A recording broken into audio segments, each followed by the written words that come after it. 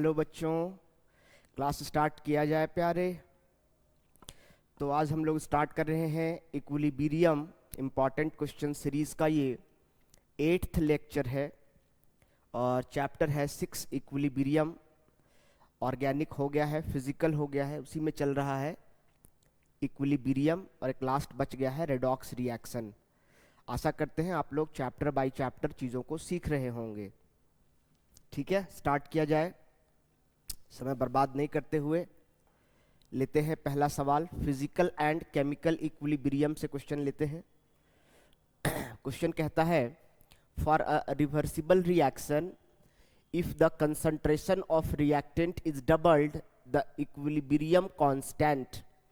देखो भैया, equilibrium constant is a function of temperature only, is a function of temperature only.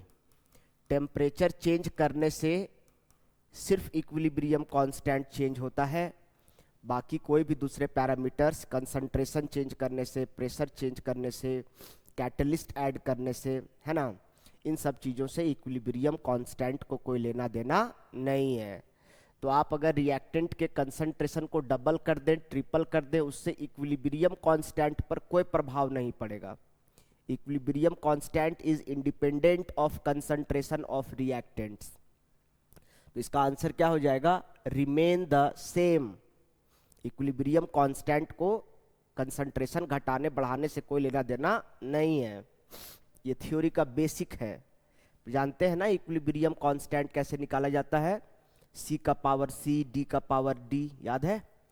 के सी equals to निकालने का formula होता है कंसंट्रेशन ऑफ सी का power C, concentration of D का power D, concentration of A का power A, concentration of B का power B. यदि कोई रिएक्शन दिया हो A plus B tends to C plus D, small A small B small C small D जो हैं वो नंबर ऑफ मोल्स कहे जाते हैं, कोफिशिएंट जो हैं। और capital A capital B capital C capital D जो है ए और बी रिएक्टेंट हैं, और कैपिटल सी और कैपिटल डी क्या हैं? तो प्रोडक्ट्स हैं। अगर कोई ऐसा इक्वेशन दिया हो तो equilibrium constant in terms of concentration, इसको क्या पढ़ते हैं? के सी। के मतलब इक्विलिब्रियम कांस्टेंट, सी मतलब कंसंट्रेशन। और कोई भी चीज अगर स्क्वायर ब्रैकेट में लिखा हो तो उसका मतलब होता है कंसंट्रेशन। इसको क्या पढ़ेंगे sir? Concentration of C to the power C, concentration of D to the power D divided by concentration of A to the power A and concentration of B to the power B. ये हो गया equilibrium constant in terms of concentration. Concentration के terms में बोला है, इसलिए ABCD का concentration लिए है। ठीक है, चलते हैं आगे और नेक्स्ट क्वेश्चन लेते हैं। The value of Kp for the reaction. ये इक्विलिब्रियम का साइन है। क्वेश्चन कहता है कि आपके पास एक इक्वेशन है, हाइड्रोजन गैस और आयोडीन गैस जब रिएक्शन करते हैं तो 2 हाइड्रोजन आयोडाइड गैस का निर्माण करते हैं। अब यहाँ पर पूछता है कि Kp का जो वैल्यू है वो Kc से बड़ा है कि छोटा है। ये इक्वेशन देने का मतलब ही है ताकि आप यहाँ से क्या निकाल सके? Delta N, change in number of moles. और ये हम थर्मोडायनामिक्स में भी पढ़े हैं, number of moles of product जो गैसियस फेज में है minus number of moles of reactant जो गैसियस फेज में है। पहले प्रोडक्ट का नंबर ऑफ मोल्स लेना है माइनस रिएक्टेंट का नंबर ऑफ मोल्स लेना है। तो पहले आपको डेल्टा एन निकालना पड़ेगा, और जी का मतलब है गैसियस फेज में जो है प्रोडक्ट और रिएक्टेंट, उन्हीं का नंबर ऑफ मोल्स लेना है। बताइए प्रोडक्ट का नंबर ऑफ मोल्स कितना है? 2, और ये रिएक्टेंट है हाइड्रोजन और आयोडीन। तो हाइड्रोजन जो है ये इसका कोफिशिएंट कितना है? 1 मोल। इसका भी कोफिशिएंट कितना है? 1 मोल। तो 1 और 1 कितना हुआ? 2। तो 2 में से 2 गया तो क्या बचा? 0। यानी डेल्टा एन की वैल्यू क्या हो गई? 0। अब आपके पास फॉर्मूला होता है, क्या होता है बच्चों? Kp और Kc के बीच में रिलेशन। तो आप जानते हैं Kp equals to Kc into R T to the power delta N. ये फॉर्मूला होता है Kp equals to Kc into RT to the power delta n। अब यहाँ डेल्टा n का वैल्यू 0 हो गया, तो किसी भी चीज का पावर 0 तो ये खत्म हो गया, यानी क्या हो गया, Kp equals to Kc into RT to the power 0। किसी भी चीज का पावर 0 हो तो उसकी वैल्यू 1 हो जाती है, यानी अल्टीमेटली आपके पास क्या बचा, सिर्फ Kp बराबर Kc। क्यों? क्योंकि RT का पावर 0 है, और आप जानते हैं किसी भी चीज का पावर अगर 0 हो जाए तो उसकी वैल्यू 1 हो जाती है, यानी ये 1 हो गया, तो Kp बराबर क्या आया, Kc। तो value of Kp equal to Kc, इसका आंसर हो जाएगा C। ये इक्वेशन देने का मकसद ये था ताकि आप यहां से क्या निकाल सकें, डेल्टा n निकाल सकें। ठीक है प्यारे, चलिए, which of the following reaction does Kp equals to Kc into RT to the power delta n। कहता है कि कौन से इक्वेशन में, ये जो इक्वेशन है इसमें डेल्टा n की वैल्यू नेगेटिव आएगी, कौन से इक्वेशन में डेल्टा n नेगेटिव आएगा, सो पूछ रहा है। तो बहुत सिंपल है, अभी सर क्या सिखाए, डेल्टा n निकालने के लिए number of moles of product minus number of moles of reactant कर दीजिए। देखिए किस में नेगेटिव आता है। अब पहला वाला में अगर डेल्टा n निकालिएगा तो 1 मोल ये है और 1 मोल ये है, ये सब इक्विलिब्रियम का साइन है प्यारे, ठीक है। PCl5 ये 1 मोल है और ये 1 है, तो प्रोडक्ट साइड हो गया 2, माइनस रिएक्टेंट साइड 1 है, तो 2 में से 1 गया तो 1, तो ये तो पॉजिटिव है, तो ये तो आंसर नहीं होगा।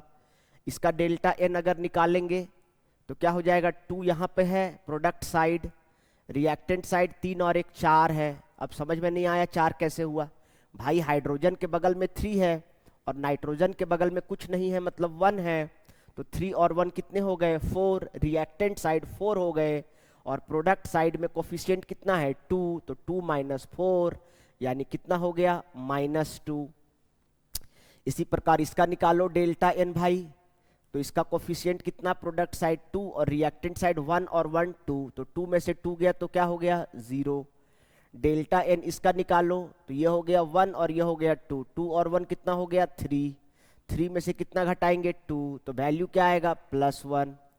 तो पूछा है कि किसमें डेल्टा n का वैल्यू नेगेटिव है, इसका मतलब B में डेल्टा n का वैल्यू नेगेटिव है। इस क्वेश्चन के देने का मकसद सिर्फ इतना है कि आप डेल्टा n निकालने जानते हैं या नहीं जानते हैं।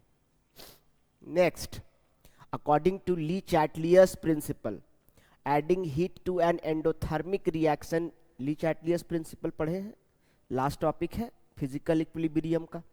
According to Le Chatelier's principle adding heat to an endothermic reaction will shift the, अच्छा क्वेश्चन कहता है कि ली चैटलियर्स के हिसाब से, मत हटाओ ना ली चैटलियर्स को गोली मारो, ऐसे भी आप सोचो कि अगर कोई एंडोथर्मिक रिएक्शन है, मतलब वैसा रिएक्शन जिसको होने के लिए हीट चाहिए, जैसे चाय पत्ती को पानी में घुलना है, तो चाय पत्ती को पानी में घुलना है तो उसके लिए हीट चाहिए, और अगर आप उसको हीट दे रहे हैं, अगर किसी रिएक्शन को होने के लिए हीट चाहिए, हीट देना पड़ रहा है, तो वैसे रिएक्शन को एंडोथर्मिक रिएक्शन कहते हैं।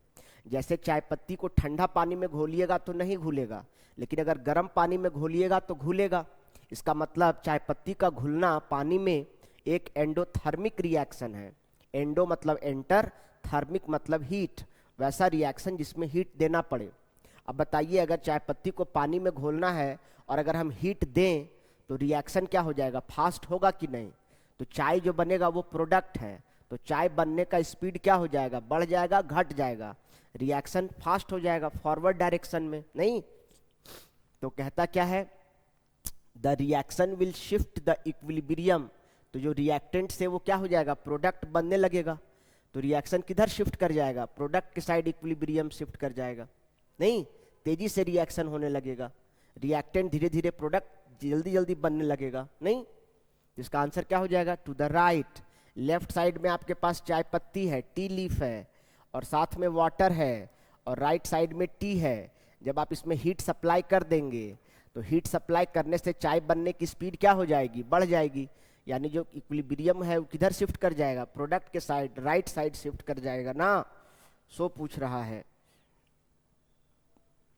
In the synthesis of ammonia, यहाँ जो रिएक्शन लिखा है वो लिखा है N2 + 3H2 टेंड्स टू ये वाला साइन है इक्विलिब्रियम का 2NH3, ये अगर नहीं दिखाई दे रहा हो, प्लस हीट, साथ में हीट भी निकल रहा है, इसका मतलब ये कैसा रिएक्शन है?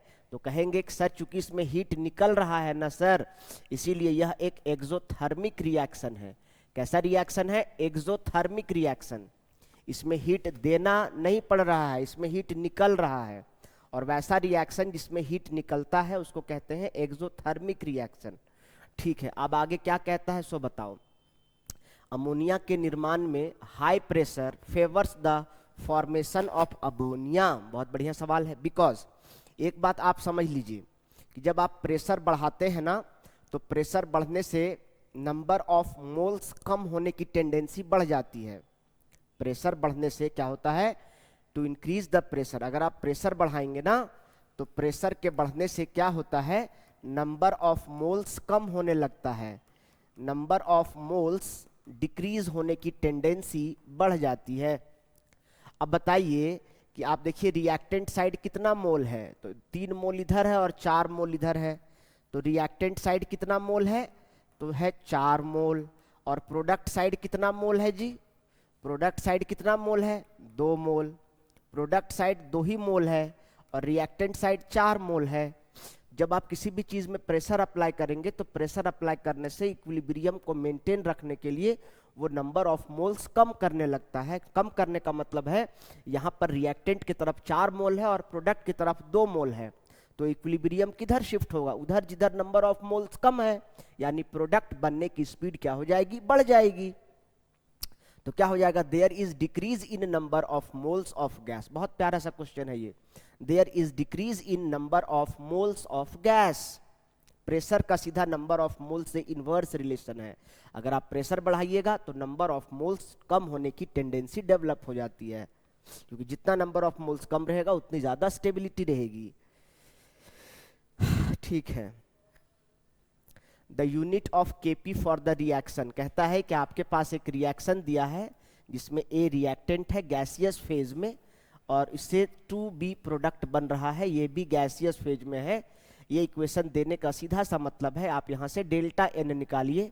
डेल्टा एन निकालने का फॉर्मूला होता है number of moles of product minus number of moles of reactant.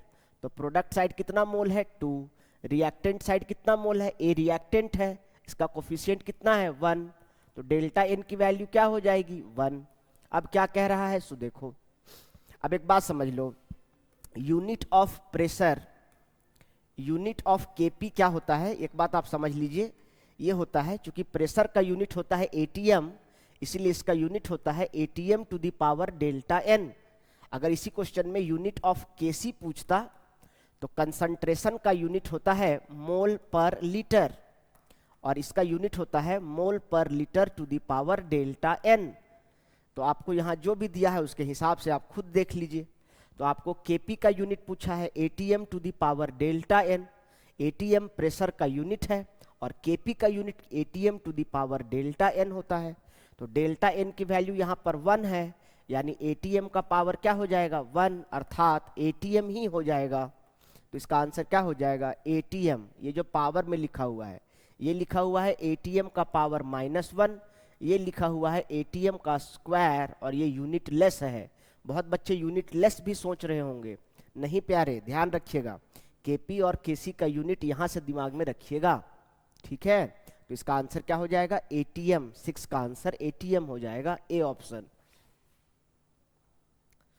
A catalyst added to a reversible action, catalyst के डालने से इक्विलिब्रियम जो है वो फॉरवर्ड भी बढ़ जाता है और backward, rate of achieving equilibrium, equilibrium achieve करने की टेंडेंसी, यानी रिएक्शन फॉरवर्ड वाला भी फास्ट हो जाता है और बैकवर्ड वाला भी फास्ट हो जाता है। अब क्या कहता है सो देखो, a catalyst added to a reversible reaction, ठीक है, increases the equilibrium constant.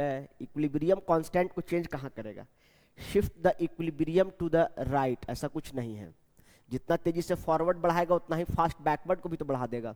Reduce the time to reach the equilibrium, equilibrium को बस अटेंड करने में, जल्दी अटेंड करने में मदद करता है कैटलिस्ट। तो ये इसका सही है।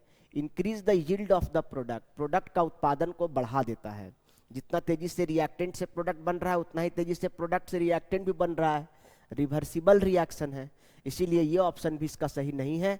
Reduces the time to reach equilibrium, equilibrium को अटेंड करने का समय को कम कर देता है क्योंकि रिएक्शन दोनों तरफ से फास्ट हो जाता है। करेक्ट आंसर है C option. If the reaction, ये बढ़िया सवाल है। इसको इसके आप देखे होंगे एनसीईआरटी में एक डायग्राम बना हुआ है, ये है क्यूसी और ये है केसी। ध्यान समझिएगा, ये जो है ना ये है क्यूसी रिएक्शन कोसेंट, क्या पढ़ते हैं इसको, रिएक्शन कोसेंट, और ये है केसी। अगर क्यूसी का वैल्यू कम है और केसी का वैल्यू ज्यादा है तो इसका मतलब क्या होता है, जो रिएक्टेंट्स होते हैं वो रिएक्टेंट्स प्रोडक्ट में कन्वर्ट हो रहे होते हैं। इसका मतलब रिएक्शन कैसा हो रहा होता है, तो फॉरवर्ड रिएक्शन हो रहा होता है। ठीक है, अब इसी डायग्राम में एक चीज और आप ध्यान दिए होंगे, अगर मान लीजिए कि QC और KC दोनों का वैल्यू अगर बराबर है, यानी जितना QC है उतना ही KC भी है, QC और KC अगर बराबर है, यहां पर आप क्या देख रहे हैं, रिएक्शन कोसेंट कम है इक्विलिब्रियम कांस्टेंट से, और यहां पर आप क्या देख रहे हैं कि रिएक्शन कोसेंट और इक्विलिब्रियम कांस्टेंट बराबर है। इसका मतलब ये इक्विलिब्रियम पर है। इसका मतलब रेट ऑफ फॉरवर्ड रिएक्शन और रेट ऑफ बैकवर्ड रिएक्शन बराबर है। ठीक है, एक तीसरा डायग्राम भी आपने देखा होगा। क्या तीसरा डायग्राम देखे हैं कि मान लीजिए कि रिएक्शन कोसेंट बढ़ते बढ़ते इतना हो गया और इक्विलिब्रियम कांस्टेंट जो है वो यहीं पर है।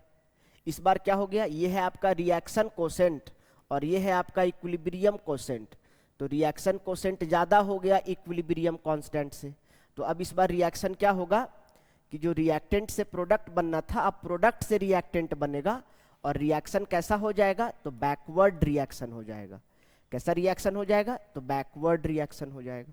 ये डायग्राम आपने एनसीईआरटी बुक में देखा है ना, और बहुत बच्चा लोग फील नहीं कर पाया होगा कि रिएक्शन कोसेंट क्या होता है, इक्विलिब्रियम कांस्टेंट क्या होता है। आप अगर ये नहीं जानते हैं तो हम आपको सरल भाषा में समझाना चाहते हैं। अगर आपके पास कोई एक जनरल रिएक्शन है AA plus BB tends to CC plus DD, यहाँ ध्यान दीजिएगा, यहाँ रिवर्सिबल का साइन नहीं है, थोड़ी देर के लिए हम समझाने के लिए बता रहे हैं। तो अगर हमको रिएक्शन कोसेंट निकालना है तो हम निकालेंगे कंसंट्रेशन ऑफ C का power C, concentration of D का power D, concentration of A का power A and concentration of B का पावर B। ठीक है, लेकिन अगर यही इक्वेशन रिवर्सिबल प्रोसेस बन जाए, मतलब सर ये कह रहे हैं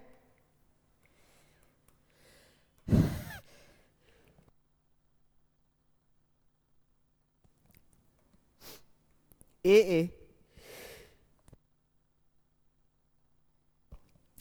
प्लस BB टेंड्स टू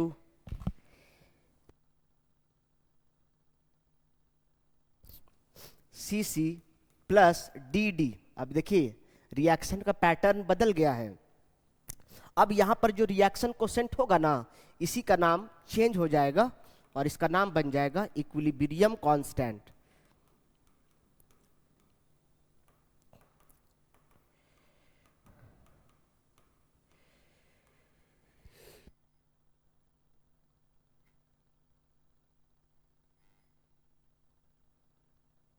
जब कोई रिएक्शन नॉर्मल रिएक्शन हो तब जो प्रोडक्ट का कंसंट्रेशन और रिएक्टेंट का कंसंट्रेशन का जो रेशियो होता है उसको हम लोग कहते हैं रिएक्शन कोसेंट। लेकिन अगर वही रिएक्शन इक्विलिब्रियम पर आ जाए, साइन देखिएगा यहाँ एक ही डायरेक्शन में है पर यहाँ रिएक्टेंट और प्रोडक्ट दोनों बन रहा है, तो जब रिवर्सिबल हो जाए तब जो रिएक्शन कोसेंट होता है उसका नाम इक्विलिब्रियम कांस्टेंट हो जाता है। ये ग्राफ हमेशा याद रखिएगा। अब आप ही बताइए यहाँ क्वेश्चन में क्या कह रहा है।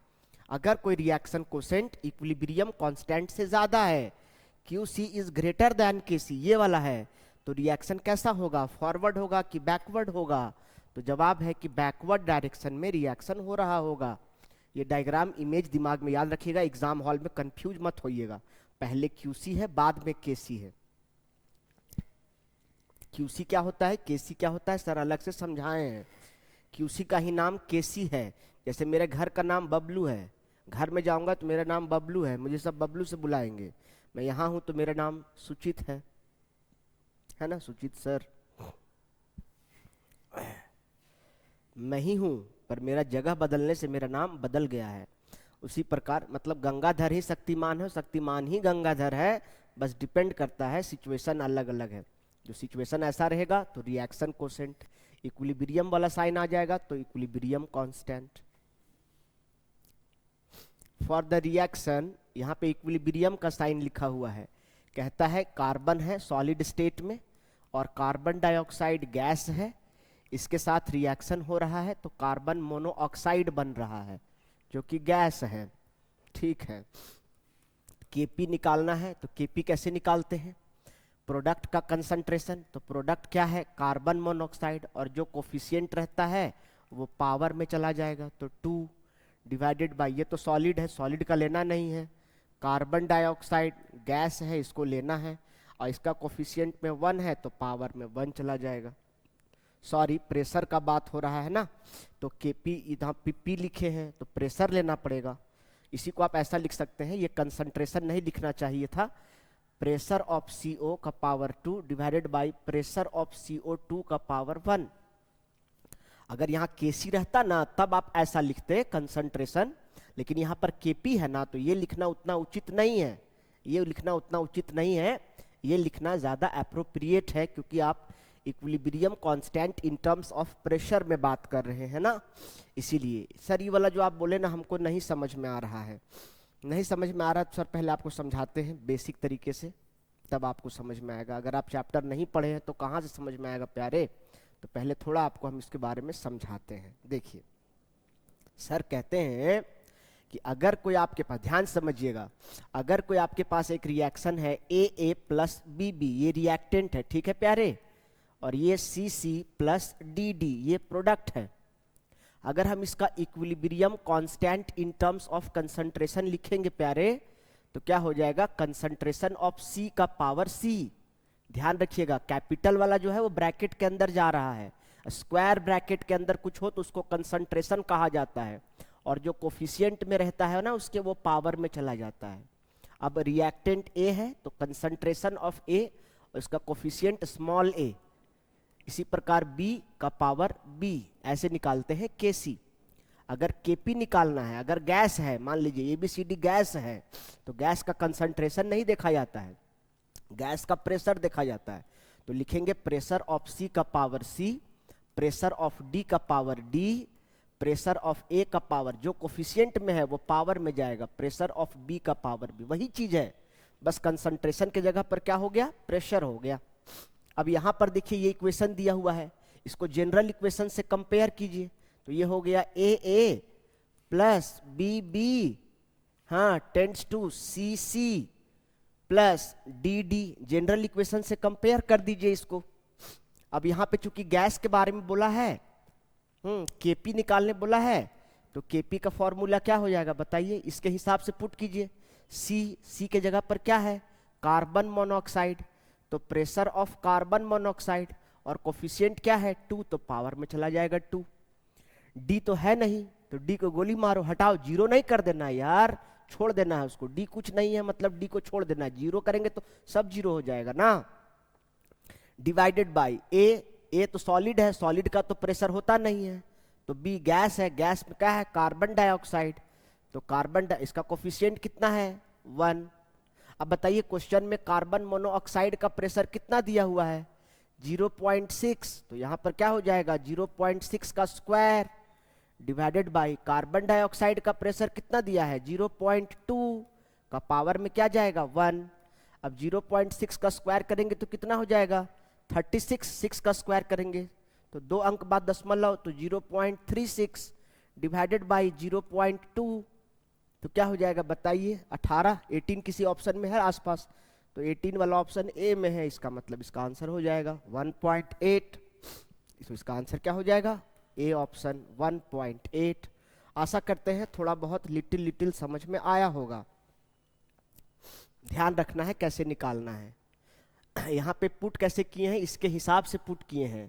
यहाँ पे सी दिया हुआ है, डी नहीं दिया है इसलिए डी नहीं लिए हैं। ए तो दिया है लेकिन नहीं लिए है, क्योंकि ए सॉलिड है, सॉलिड को नहीं लेना होता है, सॉलिड का प्रेशर थोड़े ना होता है। द रिलेशन बिटवीन केपी के सी बताए ना, केपी पहले पी लेना है बाद में सी लेना है। एक रात पहले पढ़ के जाइएगा तो उल्टा पलटा हो ही ना जाएगा, या वो देखिएगा कि एकदम रट्टा मार लो एग्जाम में यही आ रहा है 100% पेपर लीक, आप थंबनेल देखे वीडियो देखने लगे। एक घंटा में कोई माइकल लाल केमिस्ट्री सिखा नहीं सकता और कोई सीख भी नहीं सकता प्यारे। आप चैप्टर बाय चैप्टर जब तक नहीं पढ़ के जाएंगे तो कहाँ से 20 क्वेश्चन पढ़ के जाएंगे, उसकी क्या प्रोबेबिलिटी है, कितना % प्रोबेबिलिटी है उसके आने की। तो आप जब तक कॉन्सेप्ट क्लियर नहीं रहेगा, कॉन्सेप्ट क्लियर रहेगा तो कैसा भी क्वेश्चन आएगा आप झेल लीजिएगा, कॉन्सेप्ट क्लियर नहीं रहेगा तो खाली रट के जाएंगे तो वही क्वेश्चन नहीं आएगा। इसलिए कॉन्सेप्ट समझिए, याद रखना है पहले पी होता है तब सी होता है। या तो आप प्रियंका चोपड़ा से याद रखिए, या पर्सनल कंप्यूटर से याद रखिए, या प्रेम चोपड़ा से याद रखिए, जो याद रखना है पर रखिए, पर पहले पी रखिएगा तब सी रखिएगा। के P equals to K C option में घुमा देगा, पढ़ के जाएंगे लगेगा देखा देखा सब, आप कंफ्यूज हो जाइएगा। तो के P equals to K C into R T to the power delta N, A option है, इसलिए इसका आंसर क्या हो जाएगा, ए। सेक्शन बी ये था फिजिकल इक्विलिब्रियम, सेक्शन ए। अब सेक्शन बी आयोनिक इक्विलिब्रियम है। मैंने बोला भी था क्लास में कि ये चैप्टर 2 पार्ट्स में डिवाइडेड है, ठीक है। इसी में आएगा पीएच वगैरह आएगा, बफर सॉल्यूशन सब इसी में आएगा। Which of the following is Lewis acid, इसमें से कौन एसिड है, नहीं जानते हैं हम, एकदम गधे हैं सर। तो सर आपको कितना बार सिखाए हैं, ए से होता है एसिड, ए से होता है एक्सेप्टर ऑफ इलेक्ट्रॉन, जो इलेक्ट्रॉन ले सकता है वह एसिड है। हर वो चीज़ जो इलेक्ट्रॉन एक्सेप्ट कर सकता है, जो इलेक्ट्रॉन लेगा, इलेक्ट्रॉन पे माइनस चार्ज होता है, जो भी इलेक्ट्रॉन लेगा वो एसिड है। तो देखिए NH3 को अगर देखिएगा तो ऐसा होता है NH3, उस पर एक पहले से लोन पेयर होता है, नहीं समझ में आ रहा है। सर कह रहे हैं नाइट्रोजन का एटॉमिक नंबर 7 2,5, इसके आउटर मोस्ट ऑर्बिट में 5 इलेक्ट्रॉन है, तो 1 2 3 4 5, और 3 हाइड्रोजन के साथ शेयर किया तो 5 इसके पास अपना खुद का था, और 3 हाइड्रोजन से शेयर किया तो 5 और 3 8 तो हो गया, तो इसका तो ऑक्टेट पूरा हो गया है। तो क्या ये इलेक्ट्रॉन लेगा, 8 तो हो गया, जितना होना चाहिए इसके पास उतना 8 है, यानी सेंट्रल एटम का ऑक्टेट पूरा है और कॉर्नर एटम हाइड्रोजन का ड्यूप्लेट पूरा है, तो ये तो सबका कंप्लीट है, तो ये इलेक्ट्रॉन क्यों लेगा, नहीं लेगा, तो ये एक्सेप्ट नहीं करेगा, इसलिए एसिड नहीं है, ये तो बेस है, ये तो इलेक्ट्रॉन डोनेट करेगा, इसके पास तो लोन पेयर है, टेंशन है, तो ये नहीं हो सकता है। BF3 मतलब बोरॉन, और बोरॉन का एटॉमिक नंबर होता है 5 का मतलब हुआ 2,3, इसके आउटर मोस्ट में 3 इलेक्ट्रॉन है, 1 2 3, और फ्लोरीन से शेयर किया, फ्लोरीन का एटॉमिक नंबर 9 2,7, तो इसके पास 7 है, इसके पास 3 है, तो ये एक इसके शेयर करके इसका 8 पूरा हो गया। इसी प्रकार यहाँ फ्लोरीन के पास, अरे नहीं समझता है यार, फ्लोरीन का एटॉमिक नंबर 9 है यार, 9 का मतलब है 2,7, आउटर मोस्ट में 7 इलेक्ट्रॉन है जी, तो 2 2 6 4 और 2 6 7, इसके पास भी 7 है, इससे शेयर किया 8। इसी प्रकार फिर से फ्लोरीन 2 2 4 2 6 और 1 7, शेयर किया 8, तो इसके तो 8 पूरे हो गए, इसके तो 8 पूरे हो गए, इस कॉर्नर एटम फ्लोरीन के तो 8 पूरे हो गए। लेकिन क्या यहाँ पर जो बोरॉन है इसके 8 पूरे हुए, 3 अपने पास था और 3 फ्लोरीन से लिया, तो 3 और 3 6 ही ना हुआ।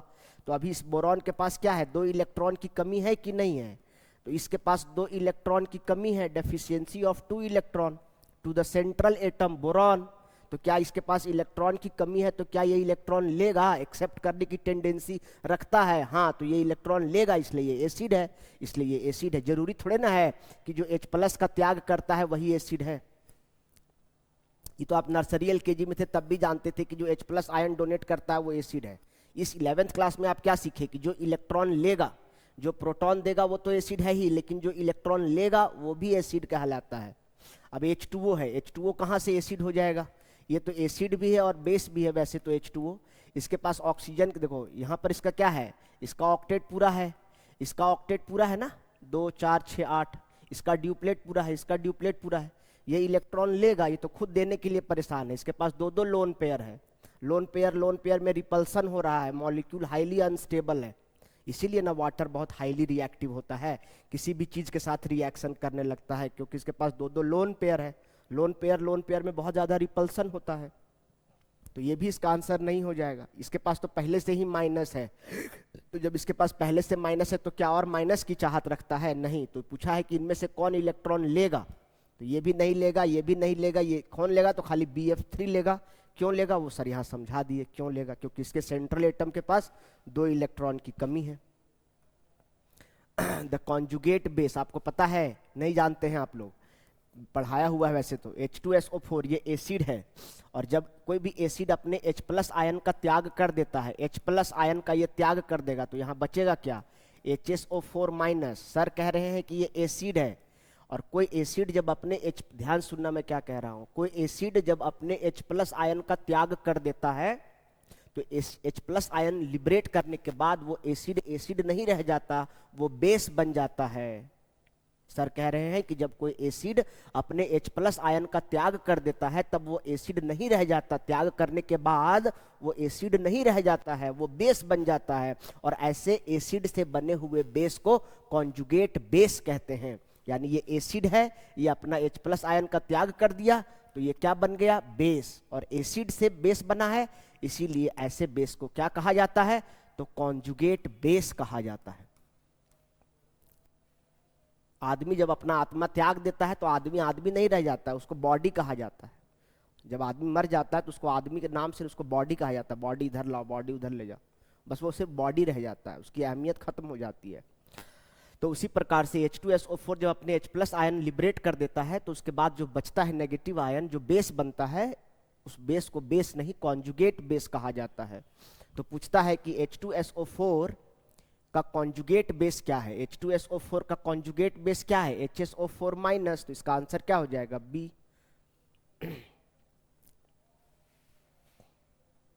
ये बात कहीं लिख लीजिएगा अपने शब्दों में, कॉपी में लिख लीजिएगा। When acid loses its H+ ion, it becomes conjugate base.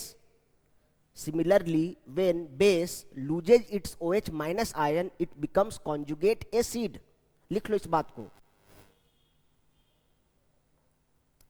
The pH of 10 का पावर -3। तो लॉलीपॉप सवाल हो गया, लेकिन ये सवाल बहुत प्यारा है, बहुत छोटा सवाल है, लेकिन इसमें सीखने के लिए बहुत कुछ है इस क्वेश्चन में। द pH ऑफ 10 का पावर -3 m, ये -3m लिखा हुआ है, कंसंट्रेशन छूट गया है, लगता है टाइपिंग मिस्टेक है। 10 का पावर -3m HCl सॉल्यूशन दिया हुआ है, तो इसका pH क्या होगा? देखो बच्चों, सबसे पहले तो आपको समझने की जरूरत है कि ये HCl है, जब ये टूटेगा तो ये बनेगा H+ + Cl-।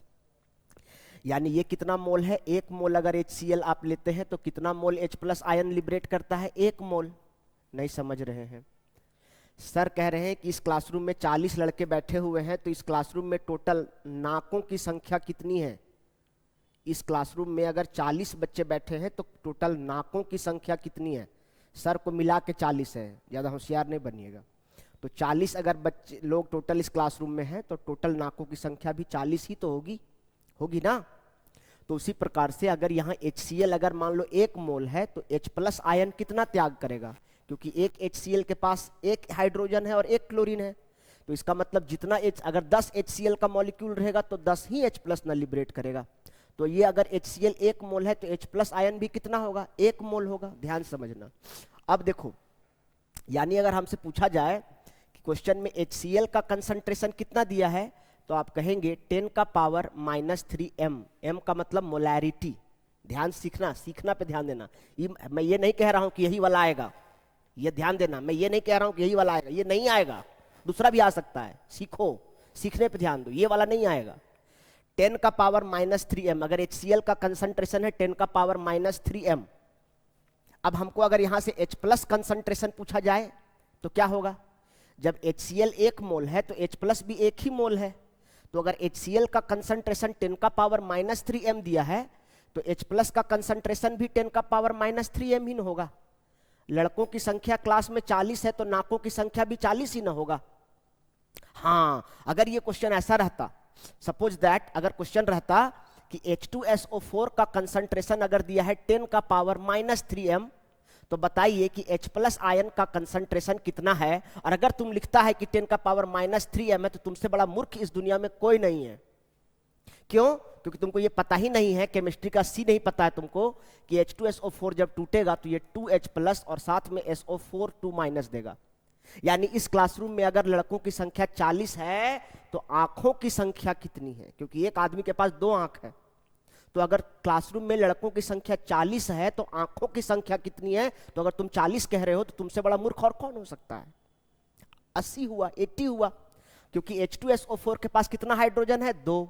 तो अगर ये 1 मोल है तो H प्लस आयन कितना मोल हो जाएगा? 2 मोल हो जाएगा। नहीं समझता है जी। इसी प्रकार ध्यान देना, अगर H3PO4 का कंसंट्रेशन अगर आपको दिया हुआ है, ये गलत है ना? ये गलत है, ध्यान देना। इसका कितना हो जाएगा? डबल हो जाएगा। कितना हो जाएगा? तो इसका H प्लस आयन का कंसंट्रेशन कितना हो जाएगा जी? तो 2 × 10 का पावर -3m हो जाएगा। इसी प्रकार अगर H3PO4 का कंसंट्रेशन 10 का पावर -3m है तो H प्लस आयन का कंसंट्रेशन कितना हो जाएगा बाबू? तो आप कहिएगा सर 3 × 10 का पावर -3, इससे 3 गुना ज्यादा हो जाएगा सर। क्यों? क्योंकि H3PO4 के पास हाइड्रोजन की संख्या कितनी है? 3। H2SO4 के पास हाइड्रोजन की संख्या 2 है। तो जितना H2SO4 का कंसंट्रेशन है उसका डबल हो जाएगा H प्लस आयन का कंसंट्रेशन। यहां क्वेश्चन में ना लॉलीपॉप जैक बोर्ड का सवाल है, जैक बोर्ड का सवाल है। ये HCl दे दिया है क्वेश्चन में। तो अगर ये HCl दिया हुआ है इसका मतलब यह है कि जितना HCl है उतना ही H प्लस आयन होगा। इसीलिए यहां पर HCl का कंसंट्रेशन अगर 10 का पावर -3 है तो H प्लस आयन का कंसंट्रेशन भी 10 का पावर -3m ही होगा। अब देखो pH निकालने बोला है, तो pH निकालने का फॉर्मूला होता है, इस बात को अपने DNA तक जाने दीजिए। pH equals to minus of log H plus ion का कंसंट्रेशन। pH इक्वल्स टू क्या होता है? Minus of log H plus ion का कंसंट्रेशन। HCl का कंसंट्रेशन नहीं बोला है, एसिड का कंसंट्रेशन नहीं बोला है, H प्लस। तो क्वेश्चन में आपको दिया हुआ है HCl का कंसंट्रेशन, उससे आपको फाइंड करना है H प्लस का कंसंट्रेशन, जो कि आप निकाल चुके हैं। जितना HCl का कंसंट्रेशन है उतना ही H प्लस का भी कंसंट्रेशन है इस क्वेश्चन में। Minus of log H plus ion का कंसंट्रेशन कितना है? 10 का पावर -3m। सर ब्रैकेट नहीं लगाए क्योंकि हम तुम्हारी तरह मूर्ख नहीं है। ये इसका मतलब ही है ब्रैकेट के अंदर है, इसका मतलब ही है कंसंट्रेशन। इसको पढ़ते ही है कि minus of log H plus ion का कंसंट्रेशन, और कंसंट्रेशन है इसीलिए इसका यूनिट m दिया हुआ है। तो ये ब्रैकेट के साथ का वैल्यू दिया हुआ है 10 का पावर -3, इसीलिए हम यहां ब्रैकेट के अंदर नहीं लिखे हैं। आप अपना कॉपी निकाल के देखिए कितना जगह लिखे हैं आप, आपको समझ नहीं आता ब्रैकेट है क्या, क्यों लगाना है। ठीक है, अब क्या कह रहा है? अब आपको पता होना चाहिए लॉग की प्रॉपर्टी होती है, क्या होती है कि अगर कहीं पे लिखा हुआ है log a to the power x तो इसका वैल्यू होता है x log a। अर्थात सर ये कह रहे हैं कि log के साथ जो होता है उसका पावर में जो होता है, वो जो पावर में रहता है ना वो इनटू में चला जाता है। तो सर ये कह रहे हैं ये जो 10 का पावर में क्या है? -3, तो ये माइनस माइनस रह गया, और जो पावर में था -3 वो इनटू में चला गया। log 10। अरे नहीं समझ में आ रहा तो यहां से देखो ना, नहीं समझ में आ रहा यहां से देखो, माइनस को गोली मारो, माइनस था माइनस रहने दिए हैं, अब तुम इसको माइनस को भूल जाओ थोड़ी देर के लिए। अब देखो यहाँ पे क्या है, log a एक जगह पे 10 है और x के जगह पर -3 है। a के जगह पे क्या है? 10, और x के जगह पे क्या है? -3। तो जो x के जगह पे -3 था x इंटू में चला गया तो -3 इंटू में चला आया। log 10 का वैल्यू तो यूकेजी का बच्चा भी जानता है। log 10 की वैल्यू क्या होती है? 1। log 10 का वैल्यू क्या होता है? 1। तो ये हो जाएगा माइनस को माइनस से गुना करेंगे +3, log 10 का वैल्यू 1, यानी pH का मान क्या हो गया? 3। तो pH का मान क्या आया? अरे सर तो डायरेक्ट बता देते हैं सर, डायरेक्ट -3 था, 3 इसका आंसर हो जाता। इतना माथाफोड़ी काहे करवा रहे थे आप? डायरेक्ट बोल देते कि जो पावर में रहेगा। एग्जैक्टली बोल सकते थे, पर ऐसा होता नहीं है ना हर जगह पर, ऐसा हर जगह पे नहीं होता है कि यहाँ पे -5 है तो -5। अब मान लो यहाँ 10 का पावर -7 लिखा रहेगा, MHCl सॉल्यूशन, ये क्वेश्चन एग्जाम में मैं दे देता तो तुम कहता pH का मान 7 हो गया सर। अबे 7 कैसे हो जाएगा? 7 कैसे हो जाएगा? ऐसा नहीं होता है, इसीलिए आपको मेथड से जाना पड़ेगा। अभी यही क्वेश्चन अभी मैं कहता हूं, आप बना के बताओ। आप अगर बनाओगे तो आपके हिसाब से pH का मान 7 आएगा, आपके हिसाब से, जैसा तुम कॉन्सेप्ट लगा रहे हो, शॉर्टकट मेथड, पर इसका आंसर 7 नहीं है। अभी उसको भी बना के दिखाते हैं, पहले इसको आप नोट डाउन करिए, इसका स्क्रीनशॉट लीजिए, उसके बाद ये दूसरा क्वेश्चन है, ये मैं आपको होमवर्क भी दे नहीं सकता क्योंकि आपसे बनेगा नहीं। खैर कॉपी करो, इसको समझाते हैं। यही क्वेश्चन में अगर 10 का पावर -3 MHCl के जगह अगर H2SO4 हो जाता तो H प्लस आयन का कंसंट्रेशन क्या हो जाता? 2 × 10 का पावर -3। रुक जाओ, एक और क्वेश्चन करते हैं, पहले इसको नोट डाउन करो। मान लीजिए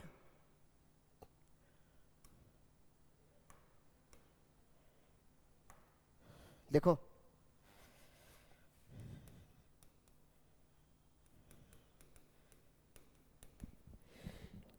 अरे सॉरी यार,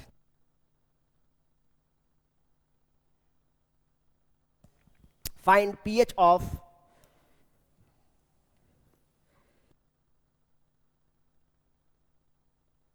ठीक नहीं है मेरी, फाइंड pH ऑफ 10 का पावर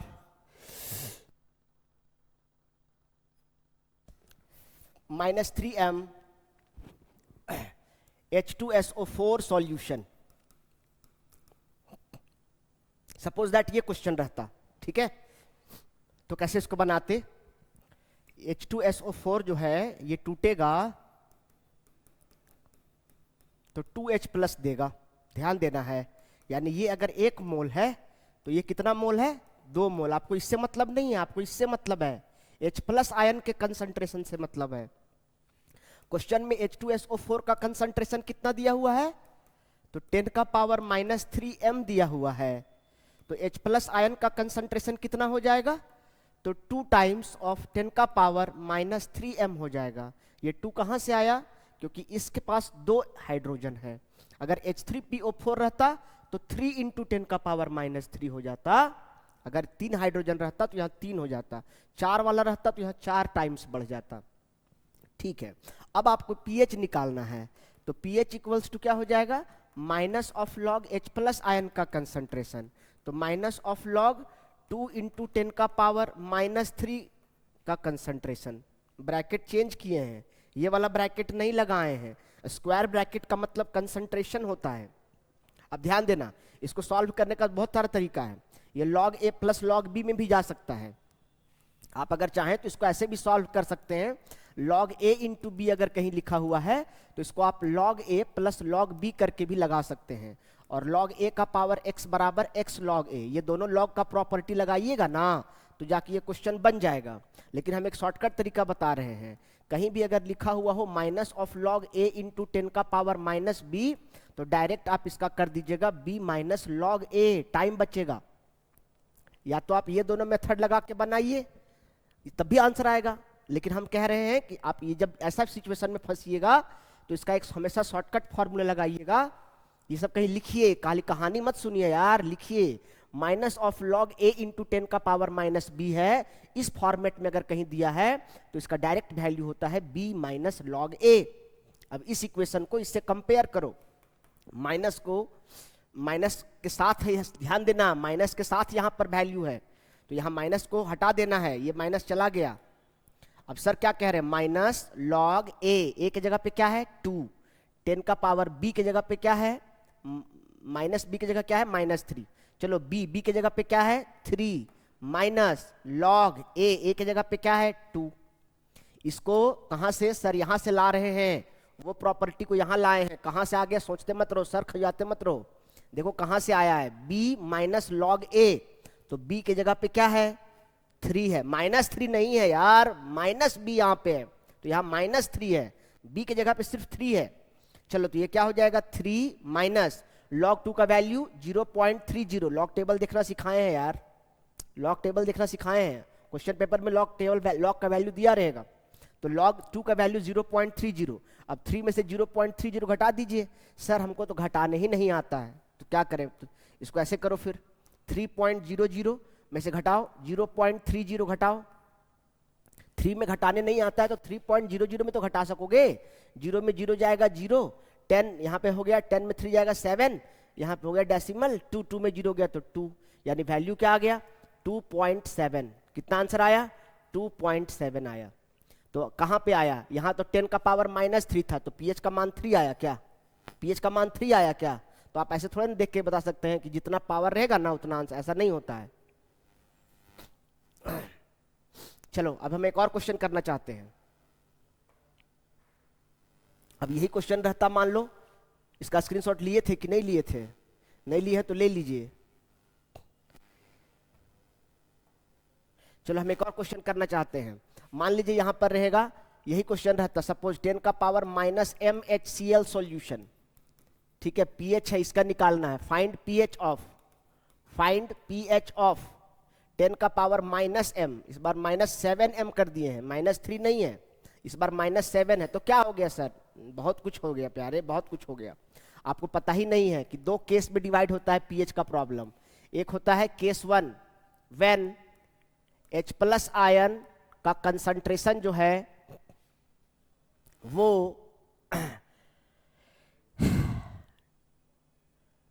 ग्रेटर देन 10 का पावर -6m है। इसका मतलब 10 का पावर -5 है, -4 है, -3 है, -2 है, इस तरह से अगर है कंसंट्रेशन का वैल्यू, ठीक है, H+ का कंसंट्रेशन अगर 10 का पावर -6 से ज्यादा है, तो ज्यादा है, तब फिर आप कैसे निकालिएगा?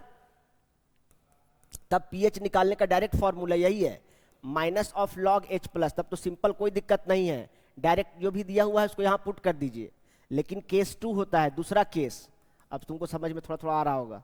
व्हेन H+ आयन का कंसंट्रेशन, जब H+ आयन का concentration less than equal to 10 का पावर -6 है, मतलब 10 का पावर -6 से कम है, मतलब 10 का पावर -7 है, माइनस पे ध्यान दो यार, माइनस पे ध्यान दो, एकदम जाहिल हो तो अलग बात है।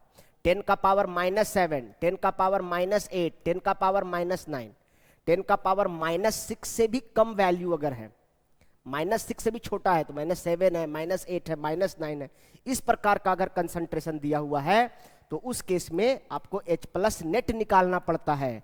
और H+ नेट निकालने के लिए H+ जो एसिड का है प्लस H+ जो वाटर का है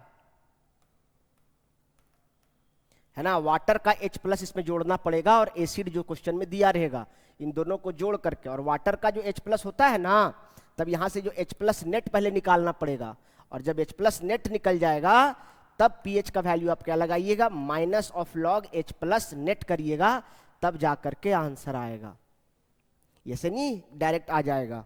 और H+ सर क्या कह रहे हैं कि H+ जो वाटर होता है, H+ वाटर का जो वैल्यू होता है वो हमेशा 10 का पावर -7 होता है, -7m होता है, ये ध्यान रखिएगा, ये क्वेश्चन में दिया हुआ नहीं रहेगा।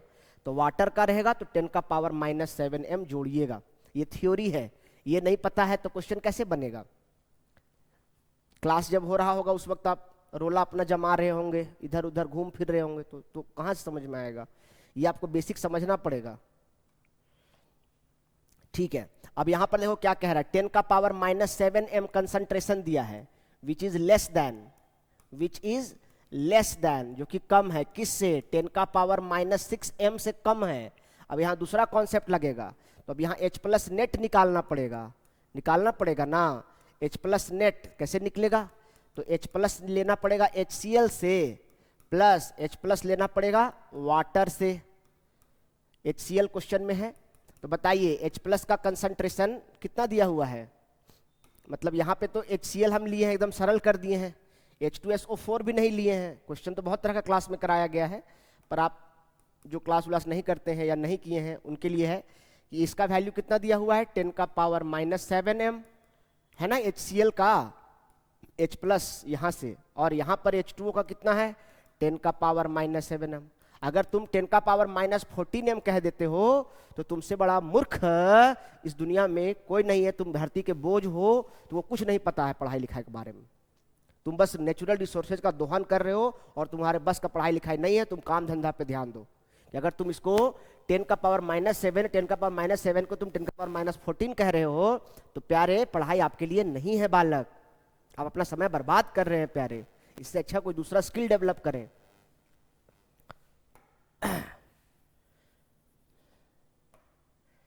अब इस यहाँ पे क्या हो जाएगा, दोनों में 1 कॉमन है, 10 का पावर -7 कॉमन है, तो 10 का पावर -7, तो 1 + 1 यानी क्या हो जाएगा 2 × 10 का पावर -7m। ये आपका H प्लस नेट निकल कर आ गया है। अब आप निकालिएगा pH, तो pH equals to minus of log H plus ion का कंसंट्रेशन यानी माइनस ऑफ लॉग 2 × 10 का पावर -7। अब यहाँ पर क्या हो जाएगा 7 - log 2। अब तुमको समझ में नहीं आया कहाँ से आया, कहाँ से आया? तो अभी सर बताए थे ना लॉग का प्रॉपर्टी, क्या बताए थे कि माइनस ऑफ लॉग a × 10 का पावर -b लिखा हो तो उसके बदले आप लिख सकते हैं, क्या लिख सकते हैं, b - log a। क्या लिख सकते हैं, b - log a। तो b के जगह पर क्या है 7 - log a के जगह पे क्या है 2, तो 7 - log 2 का वैल्यू 0.30, तो 7 में 0.30 कितना बचेगा 6.70। तो ये इसका क्या हो जाएगा pH का मान, और ये क्या हो जाएगा आंसर। नहीं समझे? अभी क्वेश्चन और घुमाया जा सकता है, इसमें बहुत तरह के क्वेश्चन कराए जा सकते हैं, पर कितना कराएं, ज़्यादा लंबा वीडियो हो जाएगा, तुम देखोगे नहीं, क्योंकि तुमको तो लंबा देखना नहीं है, तुमको तो 2 मिनट में पूरा केमिस्ट्री सीखना है। तो कैसे क्या करें मास्टर बताओ? चलो स्क्रीनशॉट लो, ले लीजिए। Which of the following is a buffer solution? Buffer solution क्या होता है? तो बफर सॉल्यूशन जो होता है वैसा सॉल्यूशन होता है, इसका आंसर होगा बेस्ट। अगर ऑर्गेनिक बात देखिए यहाँ पे लिखा हुआ है A and D both are buffers, A भी बफर है D भी बफर है, choose the most common organic example. तो इस क्वेश्चन में बता भी दिया कि A और D दोनों बफर है, पर ज्यादा ऑर्गेनिक पूछा जाए तो फिर A ज्यादा ऑर्गेनिक होगा। वीक एसिड, ये क्या है CH3COOH, क्या है वीक एसिड है, और उस वीक एसिड का सॉल्ट है ये, weak acid plus salt of weak acid, इसी को कहा जाता है बफर। 14 का आंसर है ए, ज्यादा एप्रोप्रिएट पूछा जा रहा है। इसको स्क्रीनशॉट लीजिए, लिखिए पहले बफर सॉल्यूशन का डेफिनेशन, इस बात लिख लीजिए कि वैसा सॉल्यूशन जिसमें थोड़ा सा मात्रा में एसिड, वैसा सॉल्यूशन जिसमें थोड़ा मात्रा में एसिड या बेस डालने से उसके पीएच के मान में कोई परिवर्तन अगर नहीं होता है, उसके पीएच के मान में अगर कोई परिवर्तन नहीं होता है, तो वैसे सॉल्यूशन को क्या कहा जाता है, बफर सॉल्यूशन कहा जाता है। वो सॉल्यूशन जिसमें चाहे वो एसिड हो चाहे वो बेस हो, वैसा एसिडिक या बेसिक सॉल्यूशन जिसमें थोड़ा सा एसिड या थोड़ा सा बेस डालने पर अगर उसके पीएच के मान में कोई परिवर्तन नहीं आता है, तो वैसे सॉल्यूशन को बफर सॉल्यूशन कहा जाता है। समझ में आया? लिख लीजिए।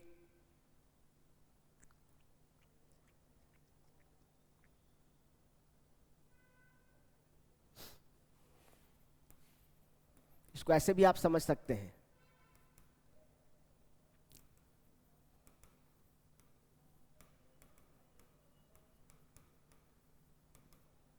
Weak acid. क्या समझना है? अगर कोई वीक एसिड आपको दिखाई दे, वीक एसिड के साथ अगर कोई कॉन्जुगेट बेस दिखाई दे, है ना, या फिर वीक एसिड और उसके साथ अगर कोई कॉन्जुगेट बेस, यहां पे देखिए HCl क्या है, HCl क्या है, स्ट्रॉन्ग एसिड है। तो स्ट्रॉन्ग एसिड है तो ये तो बफर बनाएगा ही नहीं। बफर बनाने के लिए कंडीशन क्या है, बफर बनाने के लिए कंडीशन क्या है कि सॉल्यूशन कैसा होना चाहिए, वीक एसिड। तो वीक एसिड तो यही है CH3COOH। HCl क्या है भाई, तो HCl तो स्ट्रॉन्ग एसिड है, HCl क्या है, स्ट्रॉन्ग एसिड है। लिखते जाइए, इसको लिखते जाइए, लिखते जाइए। NaOH क्या है, तो NaOH आप जानते हैं कि स्ट्रॉन्ग बेस है। कैसा बेस है, स्ट्रॉन्ग बेस है। NH4OH कैसा है, तो ये वीक बेस है। कैसा बेस है, वीक बेस। तो वीक एसिड या वीक बेस ही बफर सॉल्यूशन बना पाता है, ये बना सकता है weak acid plus conjugate base. इसी प्रकार से अगर वीक बेस है, वीक बेस मतलब एसिड चाहे बेस दोनों वीक ही होना चाहिए, प्लस उसका कॉन्जुगेट एसिड। अब आपको समझ में नहीं आ रहा है इसका सॉल्ट, जैसे आपको क्या बताए, अभी बताए थे ना सर कि अगर कोई एसिड जब अपने, देखो ध्यान से समझो, अगर कोई एसिड अपने H+ आयन का त्याग करता है तो वो एसिड अब एसिड नहीं रह जाता है, बेस बन जाता है। उसी प्रकार जब कोई बेस अपने OH- का त्याग करता है तब वो बेस नहीं, वो एसिड बन जाता है, और बेस से बने हुए एसिड को कॉन्जुगेट एसिड, और एसिड से बने हुए बेस को कॉन्जुगेट बेस कहा जाता है। वीडियो को पॉज करो, मन में मंथन करो, सोचो समझो सर क्या कह रहे हैं, फिर बात करो। मैं हूं एसिड, ठीक है, मैंने अपना प्राण त्याग दिया, तो अब मैं क्या बन गया? बेस। कैसा बेस बन गया? मैं एसिड था तो मैं बेस बना, कॉन्जुगेट बेस। अगर मैं स्ट्रॉन्ग एसिड रहा होऊंगा तो मैं वीक कॉन्जुगेट बेस बनाऊंगा। अगर एसिड स्ट्रॉन्ग है तो उससे जो बेस बनेगा वो वीक बनेगा, वीक बेस बनेगा। अगर वीक एसिड है तो उससे स्ट्रॉन्ग बेस बनेगा। जैसे उदाहरण के लिए मैं हूं, मुझे तुम अपने घर में, अपने सोसाइटी में तुम कोई नाटक कर रहे हो, मंचन कर रहे हो, या अपने स्कूल में कोई नाटक कर रहे हो, और किसी पुरुष को तुम स्त्री बना करके उतार दो, किसी पुरुष को स्त्री बनाकर नृत्य करने के लिए या एक्टिंग करने के लिए, अभिनय करने के लिए उतार दिए। क्या जो दर्शक बैठे हैं, क्या उनको, दर्शक दीर्घा में जो लोग बैठे हैं, क्या उनको ये समझ में नहीं आएगा कि ये पुरुष को महिला बनाया गया है? उसी प्रकार यदि किसी महिला को आप पुरुष बना के उतार दें तो देख के समझ में आ जाएगा कि ये महिला ही है, पुरुष नहीं है, ये पुरुष का कैरेक्टर प्ले कर रही है। देख के समझ में आ जाता है। यानी एक महिला को आप बढ़िया पुरुष नहीं बना सकते हैं, मतलब एग्जैक्ट पुरुष नहीं बना सकते हैं, और एग्जैक्ट पुरुष को आप एग्जैक्ट महिला नहीं बना सकते हैं। कैरेक्टर में वो कितना भी उतार लें पर वो दिखेगा, पता चलेगा। वही सर कह रहे हैं कि अगर कोई एसिड है, स्ट्रॉन्ग एसिड है, तो उसका जो बेस बनेगा वो वीक बनेगा, बेसिक कैरेक्टर कम रहेगा ना उसका, क्योंकि वो एसिडिक कैरेक्टर ज्यादा है। अगर कोई स्ट्रॉन्ग बेस है उससे एसिड बनेगा तो वो कमजोर ही ना बनेगा यार। यहां पर ध्यान देना है कि बफर सॉल्यूशन बनाने के लिए, बफर सॉल्यूशन वही बना सकता है जो या तो वीक एसिड हो या वीक बेस हो। Strong acid, strong base buffer solution का निर्माण नहीं करते हैं। तो यहां पर क्या हो जाएगा? इसका आंसर ए हो जाएगा। क्यों? क्योंकि यही वीक एसिड है और इससे बना हुआ बेस है जो कि सॉल्ट के फॉर्म में है। यहां पर भी ये वीक बेस है, उससे बना हुआ सॉल्ट है। लेकिन अगर ऑर्गेनिक, मोस्ट ऑर्गेनिक एग्जांपल पूछा जाए तो इसका आंसर ए और डी दोनों है, लेकिन इसका करेक्ट एप्रोप्रिएट आंसर पूछा जाए तो इसका आंसर हो जाएगा ए, क्यों? ऑर्गेनिक एग्जांपल पूछा है। द आयोनिक प्रोडक्ट, ये बच्चा बच्चा जानता है। आयोनिक प्रोडक्ट क्या होता है सर? तो वाटर के H+ आयन का कंसंट्रेशन और OH- आयन का कंसंट्रेशन का जो प्रोडक्ट होता है ये हमेशा 10⁻⁻14 होता है। अभी तुरंत बताए कि H+ का कंसंट्रेशन वाटर का कितना होता है? 10⁻⁻7, और OH का भी कितना होगा? 10⁻⁻7। तो इसको गुना करेंगे तो आप जानते हैं कि इंटू करने पर बेस सेम अगर हो तो पावर ऐड हो जाता है। पता है कि नहीं पता है? तो यहाँ 10⁻⁻7 इंटू 10⁻⁻7 10⁻14। तो आयनिक प्रोडक्ट ऑफ वाटर हमेशा क्या होता है? 10⁻14 होता है आयनिक प्रोडक्ट ऑफ वाटर। ओहो, यहीं से ना आता है प्यारे पीएच का मान। पीएच का मान कहाँ से आप सुने हैं? पीएच का मान 7 हो तो न्यूट्रल होता है। नहीं पढ़े हैं? पढ़े हैं कि नहीं पढ़े हैं? ये भी पढ़े होंगे, pH + POH = 14 होता है। अगर पढ़े होंगे तो जानते होंगे, नहीं पढ़े होंगे तो नहीं जानेंगे। तो pH का मान 7 कहाँ से आया कि 7 होगा तो न्यूट्रल होगा, 7 से कम होगा तो एसिड होगा, 7 से ज्यादा होगा तो बेस होगा। ये 7 कहाँ से आया?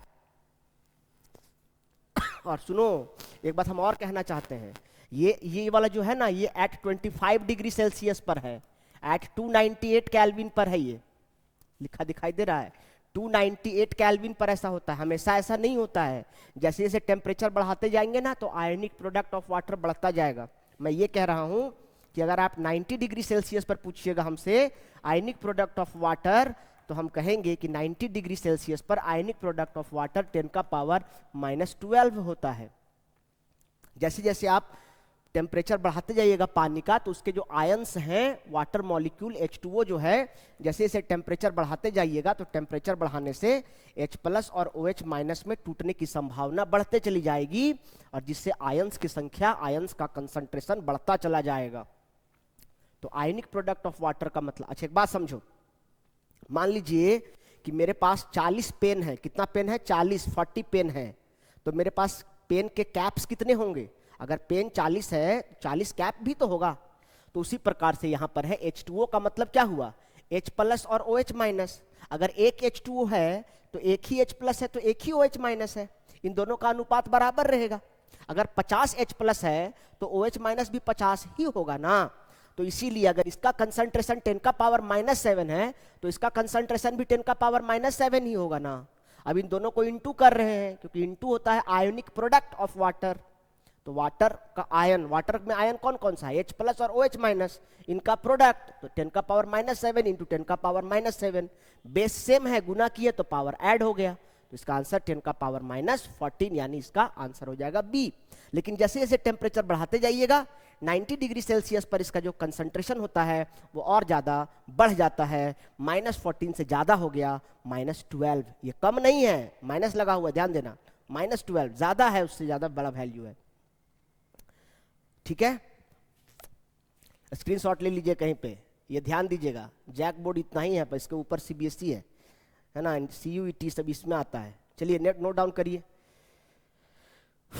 If the pH of solution is 5, अच्छा क्वेश्चन है, ठीक है। कहता है कि यदि कोई सॉल्यूशन जिसके pH का मान 5 है तो बताइए उसका OH कंसंट्रेशन कितना है। सिंपल है, बहुत लोड नहीं लेना है। pH का मान, pH इक्वल्स टू होता है -log H+ आयन का कंसंट्रेशन। ठीक है, तो अब अगर pH का मान 5 है, pH का मान क्या है 5, इसका मतलब H+ आयन का कंसंट्रेशन कितना है 10⁻⁻5, क्योंकि 10⁻⁻6 से कम है ना प्यारे, तो -6 से कम है तो वहां तक तो चलेगा, 6 तक तो कोई दिक्कत नहीं है। तो अगर pH का मान 5 है तो H+ आयन का कंसंट्रेशन कितना हो जाएगा 10⁻⁻5 हो जाएगा।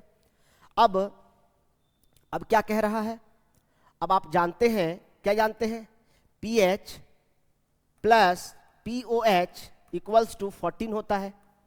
pH प्लस POH बराबर क्या होता है 14।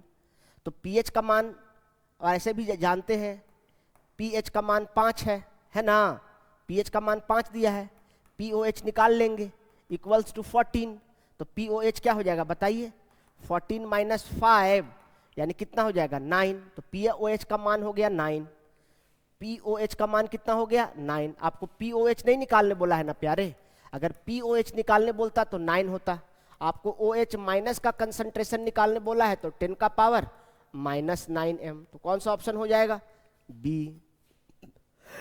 नोट डाउन कर लीजिए।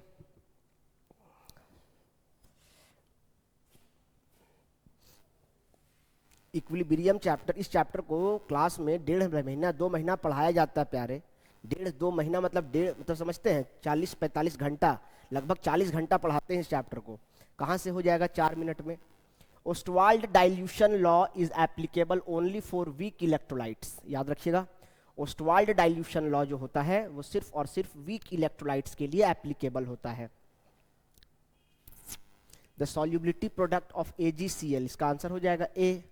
नहीं समझे, सॉल्युबिलिटी प्रोडक्ट समझिए क्या होता है, AgCl जब टूटेगा तो क्या बनेगा Ag+ और साथ में क्या बनेगा, सर कह रहे हैं कि AgCl टूटेगा तो क्या देगा Ag+ + Cl-, और ये जो सॉल्युबिलिटी प्रोडक्ट निकालते हैं KSP जो निकालते हैं, जितने भी आयंस हैं उन आयन का प्रोडक्ट होता है, यानी Ag+ का इंटू Cl-, जितने भी आयंस हैं उन आयन का जो प्रोडक्ट होता है इसी को कहा जाता है सॉल्युबिलिटी प्रोडक्ट। क्या कहा जाता है इसको, सॉल्युबिलिटी प्रोडक्ट कहा जाता है, KSP सॉल्युबिलिटी प्रोडक्ट। तो सॉल्युबिलिटी प्रोडक्ट कैसे निकालते हैं, तो जब भी कोई आयन आयनाइज होता है, जब कोई सब्सटेंस या सॉल्ट, तो उसके पॉजिटिव आयन और नेगेटिव आयन, कैटायन और एनायन, दोनों का जो प्रोडक्ट होता है उस प्रोडक्ट को सॉल्युबिलिटी प्रोडक्ट कहा जाता है। तो इसका आंसर क्या हो जाएगा, simple, concentration of Ag+ and concentration of Cl-, बाकी कोई ऑप्शन लेना देना है ही नहीं, तो इसका आंसर ए हो जाएगा। अ सॉल्यूशन विथ pH 0, देखिए pH का मान आपको पता होना चाहिए, <7 है तो एसिडिक, और जितना कम होता जाएगा उतना ज्यादा एसिडिक, तो pH का मान एकदम 0 हो गया, इसका मतलब हाईली एसिडिक। ये नहीं सोचना है कि अरे साला 0 वाला क्या है, तो पढ़बे नहीं किए कभी, क्यों नहीं पढ़े, कैसे नहीं पढ़े, 7 से कम है तो एसिड, जितना कम होते जाएगा उतना एसिडिक, तो 0 है तो हाईली एसिडिक, तो 0 है मतलब हाईली एसिडिक, <7 है। Common ion effect decrease in degree of dissociation, common ion effect क्या होता है, इसको पढ़ना पड़ेगा, डेफिनेशन लिखाना पड़ेगा, डेफिनेशन से डायरेक्ट है, decrease in degree of dissociation, degree of dissociation alpha को कहते हैं, इसको आप खाली याद रखिए क्योंकि पूरा समझाना पॉसिबल नहीं है। कॉमन आयन इफेक्ट जो है decrease in degree of dissociation होता है, डिक्रीज करता है, इंक्रीज नहीं करता है। Common ion effect decrease in, कैसे समझाएं इसको, बहुत लंबा है यार, बहुत समझाना पड़ेगा एग्जाम्पल देकर। चलो अच्छा याद रखो थ्योरी है, एडवांस्ड कॉन्सेप्चुअल, ठीक है। इन द रिएक्शन, ठीक है, कहता है कि NH3 जो है प्लस H2O, जब ये रिएक्शन किया तो बना NH4 plus plus OH minus. अब आपको पता होना चाहिए कि जो H प्लस आयन का त्याग करता है वो एसिड है। अब ये NH3 से NH4 प्लस हो गया, ध्यान दीजिए, NH3 से NH4 प्लस हो गया, इसका मतलब ये H प्लस को एक्सेप्ट किया, तो H प्लस को एक्सेप्ट किया है ना। और H2O जो है ये H प्लस को क्या किया है, ये H2O से OH माइनस बन गया, इसका मतलब इसने H प्लस को क्या किया, डोनेट किया। अब आप जानते हैं कि जो H प्लस आयन का त्याग करता है, जो H प्लस आयन डोनर होता है उसको एसिड कहा जाता है। H प्लस मतलब प्रोटॉन, जो प्रोटॉन डोनेट करता है वो एसिड कहलाता है। प्रोटॉन है, इलेक्ट्रॉन नहीं, proton. A for acid, A for acceptor of electron बोले थे, यहाँ प्रोटॉन है ना, H प्लस है ना, तो जो H प्लस देता है वो एसिड है। तो पूछा है कि इसमें वाटर की क्या भूमिका है, इसमें वाटर की क्या भूमिका है, वाटर किसकी तरह व्यवहार कर रहा है, तो वाटर डोनेट कर रहा है H प्लस, तो किसकी तरह व्यवहार कर रहा है, एक्ट एज एसिड, किसकी तरह व्यवहार कर रहा है, एसिड की तरह। और ये H प्लस ले रहा है, इसलिए किसकी तरह व्यवहार कर रहा है, तो बेस की तरह व्यवहार कर रहा है। तो ये बेस है और ये एसिड है। कौन सा एसिड कहेंगे, ब्रॉन्स्टेड लॉरी कॉन्सेप्ट, ब्रॉन्स्टेड है, BRONS, ब्रॉन्स्टेड लॉरी कॉन्सेप्ट, ठीक है, एसिड है वो। The solution of AgCl will be minimum in, देखिए कॉमन आयन, ये कॉमन आयन इफेक्ट का ही क्वेश्चन अभी जिसके बारे में बात कर रहे थे। Common ion effect AgCl minimum बोला है, कम किस में होगा, जिसमें आयन कॉमन होगा। मिनिमम किस में होगा, जिसमें कॉमन आयन होगा। तो प्योर वाटर क्या है, प्योर वाटर, इसमें तो H प्लस है और OH माइनस है, और AgCl के पास क्या है, Ag प्लस और Cl माइनस। क्या इसमें से कोई भी आयन इससे मैच कर रहा है, नहीं, तो इसमें तो कॉमन आयन इफेक्ट लगेगा ही नहीं, लगेगा। कॉमन आयन जिसमें रहेगा उसी में सबसे कम होगा। Common ion decreases the solubility. अब यहां पर देखिए NaCl है, तो यहां पर क्या है, Na प्लस और Cl माइनस, और यहां पर भी क्या है, H प्लस और Cl माइनस, तो ये दोनों में एक चीज कॉमन है, Cl। तो ये दोनों ऑप्शन से ज्यादा अप्रोप्रिएट कौन है, AgNO3 में क्या है, Ag प्लस और NO3 माइनस, तो इन सब में से सबसे ज्यादा अप्रोप्रिएट कौन है, इसके पास भी Ag प्लस है और इसके पास भी Ag प्लस है, Cl माइनस भी है, पर यहाँ दो ऑप्शन दे दिया है, इसीलिए बेटर यहाँ पर कौन है, 0.1 m AgNO3, इसका आंसर होगा बी। जिसके पास कॉमन आयन अगर आ गया तो कॉमन आयन आने से वो सॉल्युबिलिटी को कम कर देता है, डिमिनिश कर देता है, सप्रेस कर देता है। लिख लीजिए, common ion decreases the solubility. इसके पास भी कॉमन आयन है, पर यहाँ दो ऑप्शन है, इसीलिए ज्यादा बेटर ऑप्शन अगर देखा जाए तो बी इसका आंसर है। Which salt will undergo anionic hydrolysis. Anionic hydrolysis का मतलब है by adding with water, by adding with water, अगर इसको वाटर के साथ ऐड किया जाए, OH minus ion if liberated, अगर OH माइनस आयन का त्याग होता है, OH माइनस आयन अगर लिबरेट करता है तो उसको कहा जाता है एनायनिक हाइड्रोलिसिस। अब देखना आपको यह है कि OH माइनस किस में निकलेगा, तो OH माइनस इसमें तो नहीं निकलेगा, यानी NaCl जो है ये दो चीजों के मिलने से बना होगा, उतना आप समझेंगे नहीं अभी, बेहतर है आप शॉर्ट समझिए। CH3C डबल, थोड़ा एडवांस क्वेश्चन है ये। NaCl देखो कोशिश करते हैं, ये NaCl जो है ये दो चीजों के मिलने से बना हुआ है, NaOH और HCl के मिलने से बना है। तो इसका मतलब क्या है, यहाँ का NaOH और HCl जब मिलेगा तो NaCl बना है। NH4Cl कैसे बना हुआ है, तो NH4Cl जो बना हुआ है ये कैसे बना हुआ है, तो ये NH3 और HCl के मिलने से बना हुआ है। CH3COONA कैसे बना हुआ है, तो ये कैसे बना हुआ है, CH3COOH और साथ में NaOH के मिलने से बना हुआ है। उसके बाद क्या है, CuSO4, तो ये तो खैर CuSO4 है। अब कहता क्या है, ध्यान समझिए, इसका जो नेगेटिव पार्ट होगा, ध्यान समझना, CH3COO minus, CH3COO minus, sorry, CH3COO minus, इसका जो नेगेटिव पार्ट है CH3COO माइनस, इसको अगर वाटर के साथ ट्रीट करेंगे तो ये क्या देगा, CH3COOH देगा और साथ में OH माइनस लिबरेट करेगा। सिर्फ यही एक ऐसा है जो OH माइनस लिबरेट कर रहा है, सिर्फ यही CH3COO माइनस, यही सिर्फ जो है ये OH माइनस लिबरेट कर रहा है, बाकी किसी का negative ion OH minus liberate नहीं करेगा, किसी का नहीं कर रहा है। और यही कारण है कि ये जो CH3COONA जो है ये एनायनिक हाइड्रोलिसिस रिप्रेजेंट करेगा। थोड़ा सा ये हाई लेवल सवाल है पर ठीक है, कभी कभी क्वेश्चन घुमा भी दे तो तैयार रहेंगे आप। इसका आंसर है both A and B. Phenolphthalein पढ़े हैं, डायरेक्ट है एनसीईआरटी बुक से है। Phenolphthalein is suitable indicator for the titration of both A and B, यानी strong acid versus strong base, weak acid versus strong base. यानी acid कैसा भी हो, एसिड स्ट्रॉन्ग भी हो वीक भी हो चलेगा, स्ट्रॉन्ग हो वीक हो चलेगा, लेकिन जो बेस होना चाहिए वो हमेशा स्ट्रॉन्ग होना चाहिए। इस कॉम्बिनेशन को फेनोल्फथैलीन, इसको पीएच को साइलेंस रखते हैं, थैलीन पढ़ते हैं, phenolphthalein is suitable indicator for the titration. अब आप टाइट्रेशन नहीं जानते, इंडिकेटर नहीं जानते हैं, कैसे समझाएंगे? तो बेहतर है ए एंड बी याद रखेंगे। द डिग्री ऑफ डिसोसिएशन, देखिए बच्चों एक चीज फॉर्मूला होता है, याद रखिए, डिसोसिएशन कांस्टेंट, डिसोसिएशन कांस्टेंट जिसको हम लोग Ka कहते हैं, आप खुद डिसाइड कर लीजिए, C alpha square by 1 minus alpha formula होता है, C alpha square by 1 minus alpha इसका फॉर्मूला होता है, जहां C का मतलब है कंसंट्रेशन, C का मतलब क्या है, कंसंट्रेशन, और अल्फा का मतलब है डिग्री ऑफ डिसोसिएशन। अल्फा का मतलब क्या है, डिग्री ऑफ डिसोसिएशन। यहां लिखा हुआ दिखाई दे रहा है या लोगो आ जा रहा है, दिख रहा है, degree of dissociation C alpha square. अब यहां पे क्या बोला है, वीक इलेक्ट्रोलाइट है। अब आपको पता होना चाहिए कि अगर कोई वीक इलेक्ट्रोलाइट है तो वो बहुत कम डिसोसिएट होता है। स्ट्रॉन्ग इलेक्ट्रोलाइट का मतलब जिसको पानी में डाले और पूरी तरीके से टूट जाए, तुरंत टूट जाए, तो उसको कहते हैं स्ट्रॉन्ग इलेक्ट्रोलाइट।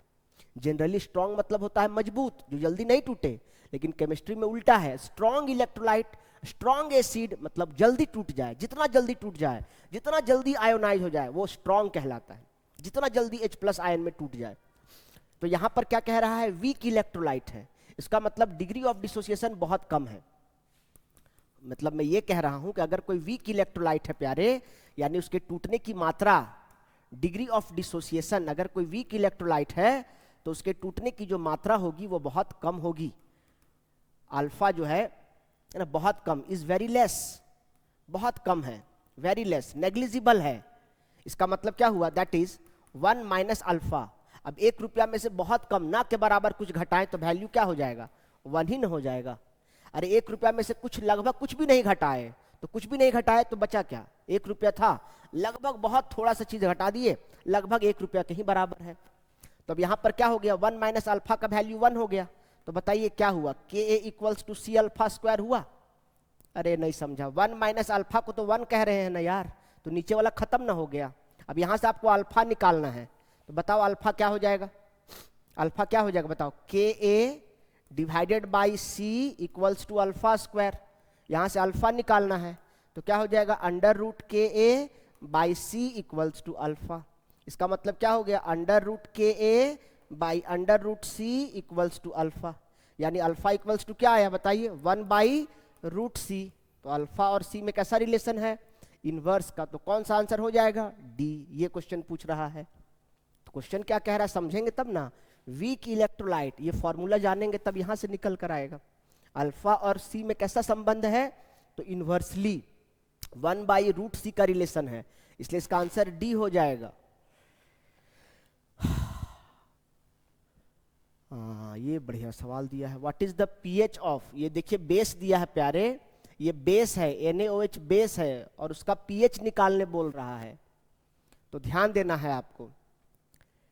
0.01 का मतलब समझते हैं, 10 का पावर -2m। 0.01 का मतलब क्या है, 10 का पावर -2m।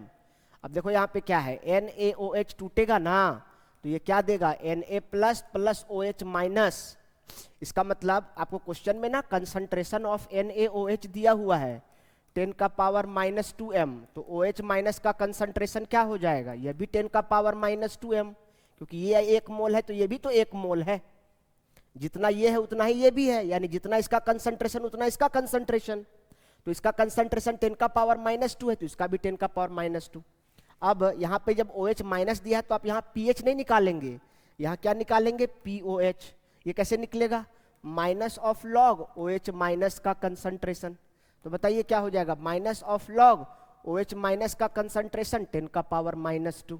तो ये क्या हो जाएगा, माइनस यहाँ पे रह जाएगा माइनस 2 लॉग 10। इसका मतलब इसका वैल्यू क्या हो गया, 2 लॉग 10 का वैल्यू 1, तो POH का मान निकल के आया है 2। अब आप जानते हैं, क्या जानते हैं, pH plus POH equals to क्या होता है, 14। तो यहां से आपको क्या निकालने बोला है, pH निकालने बोला है, तो pH प्लस POH का मान कितना है, 2 इक्वल्स टू 14। तो pH इक्वल्स टू क्या हो जाएगा, 14 माइनस 2, यानी pH इक्वल्स टू क्या हो जाएगा, 12। ये इसका आंसर हो जाएगा। तो कौन सा ऑप्शन हो जाएगा बताओ, सी ऑप्शन हो जाएगा कि नहीं हो जाएगा, नोट डाउन कर लीजिए।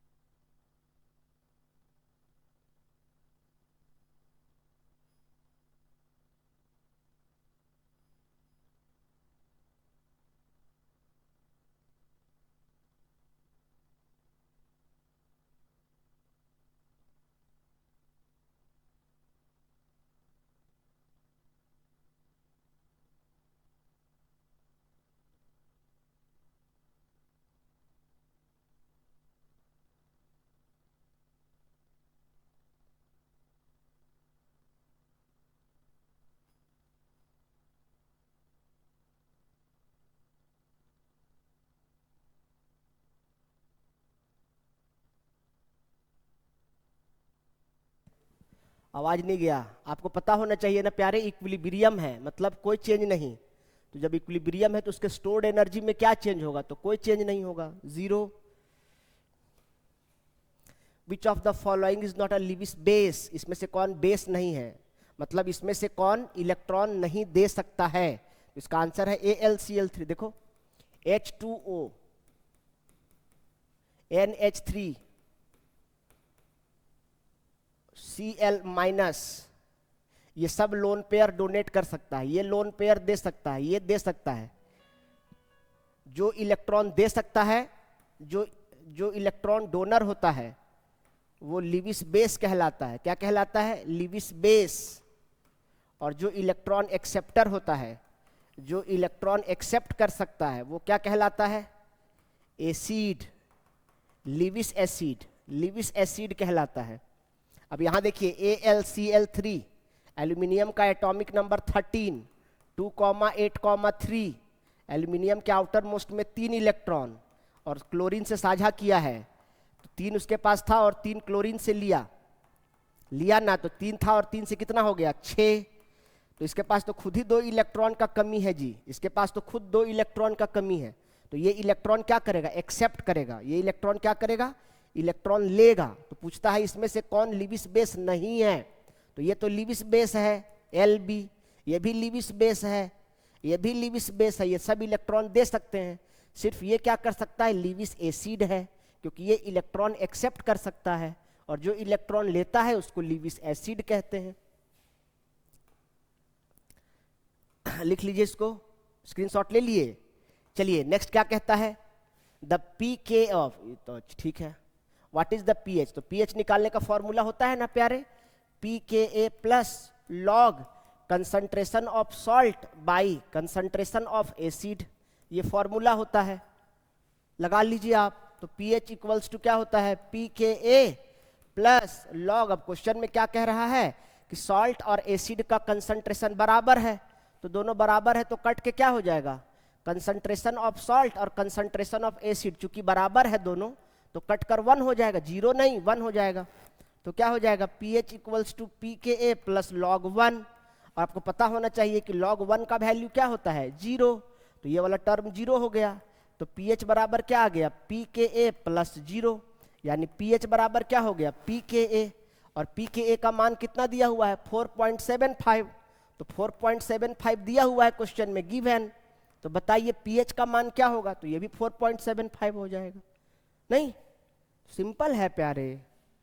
देखिए कुछ 2-4 क्वेश्चन हो सकता है आपको थोड़ा सा डाइजेस्ट नहीं भी हुआ हो, और या मैं ही उतना बेहतर नहीं समझा पाया क्योंकि समय कम है, डायरेक्ट नहीं बता पाते हैं, समझाना मुश्किल होता है। जब तक पीछे का बैकग्राउंड नहीं क्लियर रहेगा तब तक कैसे समझ में आएगा। कुछ बातें हो सकती हैं, पर कुछ कुछ डायरेक्ट फार्मूला पर बेस्ड है, वो आपको काफ़ी हद तक आपको मदद मिला होगा। 1-2 बार अभ्यास करेंगे तो आपको बहुत कुछ सीखने को मिला होगा। इसी के साथ आज की क्लास हम लोग यहीं समाप्त करते हैं। आशा करते हैं थोड़ा बहुत आप लोगों ने आज की क्लास में कुछ सीखा होगा। Thank you very much. बाकी किन्हीं को कुछ कहना हो, कोई शिकवा शिकायत हो तो आप कमेंट कर सकते हैं, बता सकते हैं।